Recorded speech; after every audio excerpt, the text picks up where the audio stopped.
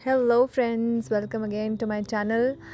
आज हम बात करेंगे एक बहुत स्पेशल नंबर के बारे में जो है नंबर 7। अगर आपका पर्सनालिटी नंबर 7 है या आपकी डेट में भी कहीं नंबर 7 आ रहा है एक बार या मल्टीपल टाइम्स, तो प्लीज़ ये वीडियो देखिए, सुनिए। ये बहुत ही ज़्यादा लाभदायक रहेगा आपके लिए। आप कुछ ना कुछ लेके ही जाएंगे आज। ठीक है। अगर आपकी जन्म की तारीख 7, 16 या फिर 25 है, किसी भी मंथ की, तो आप है पर्सनालिटी नंबर 7 और रूलिंग प्लैनेट है केतु। केतु एक शैडो प्लैनेट है, यानी कि छाया ग्रह। ये फिजिकल प्लैनेट नहीं है हमारे सोलर सिस्टम में। जब चंद्र और सूर्य ग्रहण लगते हैं, एक्लिप्स होता है, तब जिस तरह से शैडो हमें दिखती है, एक काली जो छाया होती है, उसी को हम राहु केतु, ये दो शैडो प्लैनेट्स हम कहते हैं। जिनको नहीं पता कि ये राहु केतु कैसे फॉर्म हुए थे, वो पर्सनालिटी नंबर 4 वाले वीडियो में जाकर वो स्टोरी देखिए जो मैंने आपको उसमें बताई है, ऊपर दिए गए इस लिंक पर। यहाँ पर मैं आपको शॉर्ट में बता देती हूँ। माइथोलॉजिकल स्टोरी ये कहती है कि जब समुद्र मंथन हुआ था, तब देवताओं और असुरों के बीच में लड़ाई हुई थी अमृत पीने के लिए। उन्हीं असुरों में से एक बुद्धिमान, बलशाली और बहादुर असुर थे जिनका नाम था स्वरभानु। उन्होंने छल से देवताओं का वेश धारण करके अमृत पान कर लिया था। ये पता चलते ही भगवान विष्णु ने क्रोध में आकर सुदर्शन चक्र से उनका गला काट दिया। तो क्योंकि वो अमृत पी चुके थे, इसलिए उनके शरीर के 2 टुकड़े ज़रूर हुए। सिर अलग हुआ और धड़ यानी शरीर अलग हुआ, लेकिन वे अमर हो गए। और ऐसा कहते हैं कि ये आज भी ग्रहण लगाते हैं सूर्य और चंद्र को, क्योंकि ये दोनों इनके दुश्मन थे। तो ये कहानी थी राहु केतु फॉर्मेशन की। केतु ग्रह एक बहुत स्पिरिचुअल प्लैनेट है। उसका क्योंकि सर आंखें नहीं है, तो वो ब्लाइंड फेथ करता है, पूरा विश्वास रखता है अपने लॉर्ड पर, अपने रब पर। और इस वजह से इनके अंदर संत, पीर, फ़कीरों वाले गुण होते हैं। तो जैसा केतु ग्रह है, सिर नहीं है, सिर्फ धड़ है, उसी तरह से पर्सनालिटी 7 वाले व्यक्ति दिमाग से नहीं, दिल से सोचते हैं। इसका मतलब ये नहीं है कि इनको दिमाग नहीं होता। मैं आपको बताऊंगी आगे, इनके पास और एक हिडन पावर होती है। तो ये इमोशनल होते हैं, भावुक होते हैं, आमतौर पर सभी पर भरोसा कर लेंगे, जिसकी वजह से ये लाइफ में धोखे ज़्यादा खाते हैं। ये थोड़े से रिजर्व्ड होते हैं, अलर्ट रहते हैं, अपने राज छुपा कर रखते हैं, यानी कि सीक्रेटिव होते हैं। जल्दी से हर्ट हो जाते हैं और फिर सोचते हैं कि यार मैंने ही कुछ गलत कर दिया, खुद को ब्लेम करेंगे और दूसरों की गलतियों के लिए भी खुद को ब्लेम करके खुद ही रिग्रेट, अफसोस करेंगे।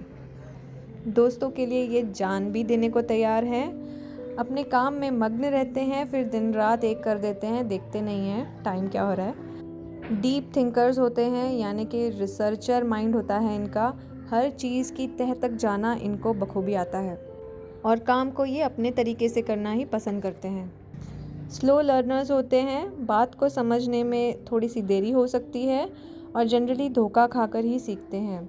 और धोखा मिलते रहने की वजह से भी अक्सर ये शक्की मिजाज के हो जाते हैं। दार्शनिक होते हैं, यानी कि फ़िलासफ़र होते हैं। इनको आइडिया होता है कि सही क्या है, गलत क्या है, सच क्या है, झूठ क्या है, religion, nature, meaning of life, हम इस दुनिया में क्यों आए हैं, ऐसी सब क्वेश्चंस, ऐसी सब चीज़ें ये सोचते रहते हैं इनके फ्री टाइम में। आप जनरली देखेंगे ये लोग अकेला रहने पसंद करते हैं, क्योंकि अकेले में फिर ये फ़िलॉसफ़ी, लाइफ की फ़िलॉसफ़ी में गुम हो जाते हैं, सोचते रहते हैं कि यहाँ क्यों आए हैं। पर्पज़ ऑफ लाइफ ढूंढते हैं अपना। इनका इंटरेस्ट जनरली अकल्ट साइंस में भी होता है, तंत्र और अध्यात्म में इनको रुचि होती है। रिलीजियस होते हैं ये लोग, और रिलीजियस से ज़्यादा स्पिरिचुअल होते हैं, रूहानी होते हैं। लाइफ को सिंपल तरीके से जीना पसंद करते हैं, एकदम सिंप्लिसिटी में बिलीव करते हैं, ज़्यादा पैसों को वगैरह चीज़ों को ज़्यादा इम्पोर्टेंस नहीं देते हैं। और अगर इनको पैसा कहीं खर्चना भी है तो ये माइंडफुली एकदम सोच विचार के अच्छे से खर्चेंगे, ऐसे बेधड़क पैसा नहीं खर्चते हैं। अपने ऊपर तो बिल्कुल नहीं खर्चेंगे, बहुत ज़रूरी कोई चीज़ होगी तो लेंगे, वरना नहीं। सॉफ्ट स्पोकन होंगे, नेचर फ्रेंडली होगा, लेकिन दोस्त इनके बहुत लिमिटेड होंगे, फ्रेंड सर्कल इनका कम होगा। और आमतौर पर देखा गया है कि जितने भी 2-3 दोस्त होते हैं इनकी लाइफ में, वो इनके एकदम भरोसे वाले होते हैं, क्लोज़ होते हैं, जिन पर ये एकदम आँख बंद करके भी भरोसा कर लेते हैं और उन पर ये अपनी जान निछावर करेंगे। अपनी सीक्रेट बातें तो सीक्रेट रखेंगे और दोस्तों की भी बातें सीक्रेट रखेंगे, ऐसे होते हैं ये लोग। इनके अंदर एक क्यूरियोसिटी होती है जिसे ब्रह्म जिज्ञासा भी कहते हैं, यानी कि curiosity of the journey of the soul. आत्मा कहाँ से आई है, क्या करने आई है, इस तरह के क्वेश्चंस आते हैं इनके दिमाग में कि मेरी आत्मा कहाँ है, मरने के बाद मैं कहाँ जाऊँगी, क्या एक्सपीरियंस है मेरा यहाँ पर, पहले क्या एक्सपीरियंस था, मेरा पाथ क्या है, सोल पाथ क्या है, मतलब क्या अचीव करने आई है मेरी सोल यहाँ पर। ये इस तरह की जो चीज़ें होती हैं ना, इसको ब्रह्म जिज्ञासा बोलते हैं। तो ये इनके दिमाग में ना ये क्वेश्चंस अपने आप ही आने लगते हैं। तो जैसा मैंने पहले कहा था कि केतु ग्रह के पास सिर नहीं है, तो वो सोचने की शक्ति नहीं है उसके पास। तो लेकिन उसको नेचर ने एक ऐसी इंट्यूशन पावर दी है, एक सिक्स सेंस दी है, जो और किसी के पास नहीं है। ये सिर्फ नंबर 7 के पास है, और कहीं ना कहीं नंबर 2 के पास भी थोड़ी बहुत होती है, लेकिन नंबर 7 के पास ये ज़्यादा है। या कह सकते हैं एक पॉजिटिव पॉइंट है कि आप अपना इंट्यूशन पावर को इंक्रीज़ कर सकते हैं, आप अपना फ्यूचर देख सकते हैं, फ्यूचर प्रेडिक्ट कर सकते हैं, ये जॉब मेरे लिए सही होगा कि नहीं, क्या मैं कर पाऊँगा कि नहीं। तो एक अलग एक फीलिंग होती है जिसे सिक्स सेंस कहते हैं या गट फीलिंग कहते हैं कि हाँ मैं ये कर सकता हूँ, हाँ, या ये मुझसे नहीं हो पाएगा। इस तरह का जो फीलिंग होता है जिसे हमने पहले एक्सपीरियंस तो नहीं किया है, लेकिन वो बाय डिफ़ॉल्ट नेचुरली आ जाता है। समझो कि अगर कोई इंसिडेंट होने वाला है फ्यूचर में, आपको वो पहले ही दिख जाएगा, आपको उसकी जो फीलिंग है ना पहले ही हो जाएगी। हो सकता है आपको सपने में पता चल जाए, या आपको ऐसे ही चलते फिरते ही एक आभास सा हो जाए। तो इसे कहते हैं इंट्यूशन पावर। तो नंबर 7 की इंट्यूशन पावर काफ़ी स्ट्रॉन्ग होती है। अगर आप में से ऐसे कुछ लोग होंगे जिनको लग रहा होगा कि यार मेरे अंदर तो ये पावर नहीं है, तो उसे जगाने के लिए, उसे इम्प्रूव करने के लिए कुछ टेक्निक्स हैं, वो मैं आपको रेमेडी वाले सेक्शन में बताऊंगी। ऐसे सब्जेक्ट्स इनको अच्छे लगते हैं जो डिफ़िकल्ट होते हैं समझने में। इनका दिमाग साइंटिफिक होता है, एकदम माइक्रो लेवल पे जो चीज़ समझ में नहीं आती लोगों के, वो ये समझ लेंगे। इनमें उतनी कैपेसिटी होती है, हर चीज़ को एकदम तह तक समझने की पावर होती है। ऐसे व्यक्ति ट्रस्टवर्दी होते हैं, इन पर आप भरोसा कर सकते हैं, और ये काफ़ी डिसेंट होते हैं, शालीन स्वभाव होता है इनका। अगर आपकी डेट ऑफ बर्थ पे नंबर 7 एक से ज़्यादा बार आ रहा है, तो उसके नेगेटिव इफ़ेक्ट्स आपको देखने पड़ सकते हैं। हो सकता है आप ऑलरेडी फेस कर रहे हों। तो देखते हैं क्या नेगेटिव इफ़ेक्ट्स है। सबसे पहले ये है कि आपको मिलेगा धोखा। लाइफ में आपके अपने ही आपको धोखा देंगे।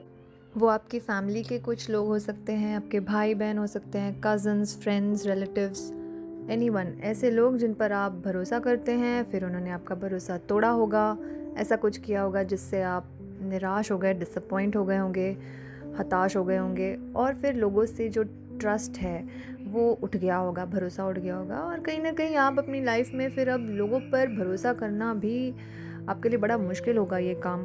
तो कई बार ऐसे लोग शक्की भी हो जाते हैं, हर छोटी बात पर शक करते हैं, जहाँ नहीं भी ज़रूरत वहाँ पर भी शक करेंगे।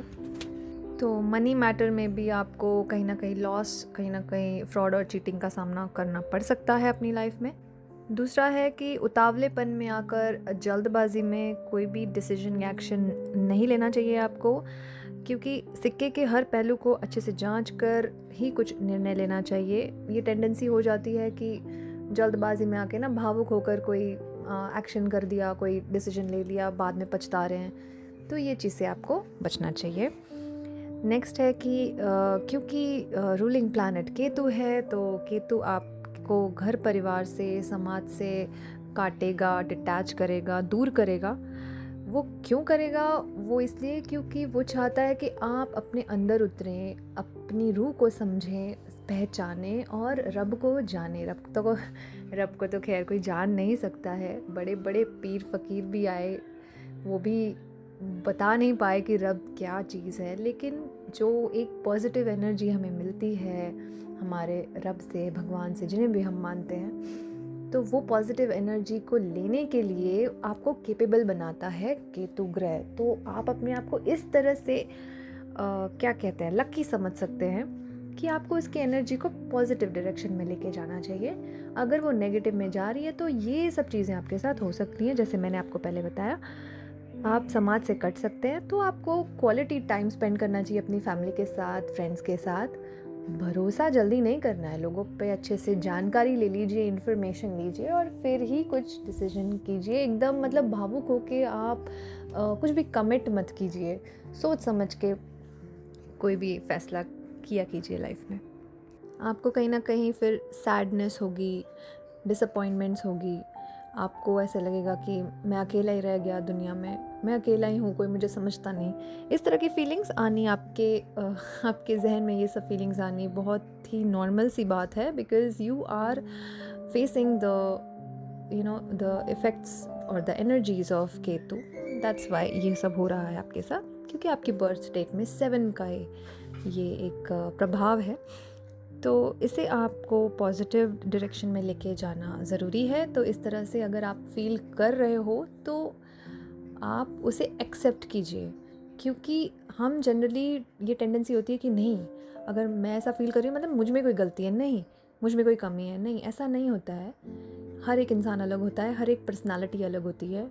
हर एक इंसान के अंदर एक ग्रह की ज़्यादा एनर्जी हो सकती है, दूसरे के अंदर वो नहीं होगी, ऐसा हो सकता है। तो जो केतु ग्रह की एनर्जी है अगर आपके अंदर है, तो आपको उसको किस तरह से चैनलाइज करना है वो सीखना है। हाँ जी, तो आपके लिए सबसे पहले रेमेडी यही है कि आपको लोगों पर जल्दी विश्वास नहीं करना है। पहले जानकारी ले लीजिए और फिर ही आगे अपना एक्शन प्लान करिए। अगर आप प्रोफेशनल हैं और आपको क्लाइंट के साथ डील करना है तो आप भावुक नहीं हो सकते। दूसरी बात, आपको किसी के बहकावे में भी नहीं आना है। जो भी आपके टर्म्स एंड कंडीशंस हैं आप पहले ही समझा दीजिए क्लाइंट को, ताकि बाद में कोई कन्फ्यूजन ना रहे और आपके पैसे अटकने की चांसेस भी इससे कम हो जाएंगे। दूसरा, आप स्ट्रे डॉग्स यानी कि जो गली के कुत्ते होते हैं उनको आप रोटी या ब्रेड दीजिए दूध में डुबाकर, तो ज़्यादा अच्छा रहेगा। और सबसे इम्पॉर्टेंट रेमेडी ये है आपकी कि अगर आपको अपनी इंट्यूशन पावर भी स्ट्रॉन्ग करनी है और नेगेटिविटी ख़त्म करनी है अपनी लाइफ से, तो आपको करना है मेडिटेशन और थोड़ी सी ब्रीदिंग एक्सरसाइजेस। ये बहुत ज़रूरी है आपके लिए। आपको ध्यान कैसे लगाना है वो बहुत ही सिंपल है। आपको करना ये है कि सुबह जल्दी उठिए 4 या 5 बजे, और आपको 15 मिनट के लिए बस बैठना है। हैंड्स और लेग्स दोनों फोल्ड कर लीजिए, नीचे योगा मैट या कोई भी मैट बिछा के बैठ जाइए फर्श पर, और मेक श्योर कि पिन ड्रॉप साइलेंस है आपके कमरे में और हवा आती रहनी चाहिए। बाहर की जो प्राण वायु है, जो फ्रेश एयर है, वो आपको इनहेल करनी है, वो आपको अपने अंदर लेनी है, जिसकी वजह से आपका ध्यान लगने में और भी मदद मिलेगी। तो आपको बस आंखें बंद करके अपने आईब्रोज़ के बीच में जो फोरहेड है वहाँ पे आपको कंसंट्रेट करना है, keeping your eyes closed obviously. और अगर आपके रिलीजन में कोई मंत्र है, कोई जाप है, कोई पाठ है, वो आप कर सकते हैं।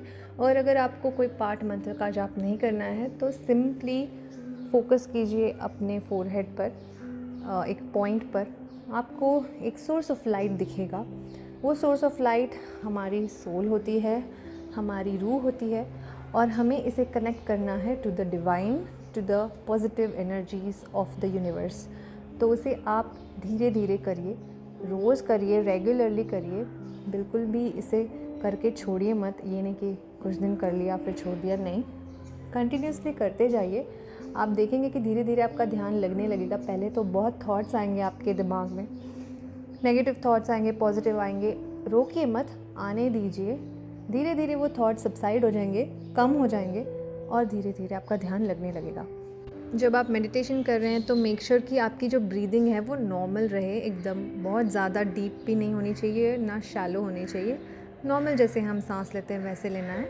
उसके बाद आप थोड़ी सी डीप ब्रीदिंग एक्सरसाइजेस कर सकते हैं, जिसे हम योगा प्राणायाम कहते हैं। वो आप उसके बाद 15-20 मिनट के लिए कर सकते हैं, ताकि और आप फोकस्ड हो जाएं, आपके अंदर और ऑक्सीजन जाए और बॉडी भी हेल्दी रहती है इससे। सो अगर आप ये सब रेमेडीज़ फॉलो करेंगे तो नेगेटिव इम्पैक्ट ऑफ नंबर 7 एकदम से कम हो जाएगा। ओके।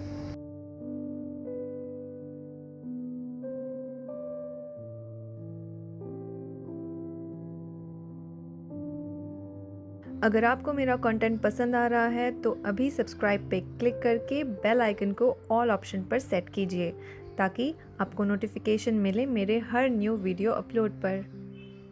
तो दोस्तों, आज जितनी भी बातें मैंने आपको बताई हैं, हो सकता है आपको कुछ पॉइंट्स लगें कि हाँ ये सच है मेरे केस में, लेकिन कुछ पॉइंट्स ऐसे लगेंगे आपको कि मुझ पे एप्लीकेबल नहीं है। तो ये बहुत सही है, ऐसा हो सकता है, क्योंकि इसकी वजह है आपकी फुल डेट के बाकी के पैरामीटर्स, बाकी के मापदंड होते हैं जिनकी वजह से कुछ चेंजेस या बदलाव आते हैं। तो अगर आपको अपनी डेट का एनालिसिस कराना है, नेम एनालिसिस कराना है, तो आप मुझे कांटेक्ट कीजिए स्क्रीन पर दिए गए इस ईमेल आईडी पे और व्हाट्सएप नंबर पे। दोस्तों, उम्मीद करती हूँ आपको आज की दी हुई जानकारी पसंद आई होगी। फिर मिलते हैं नेक्स्ट वीडियो में कुछ और नई इन्फॉर्मेशन के साथ। तब तक के लिए अपना रखिए ख्याल, दीजिए इजाज़त।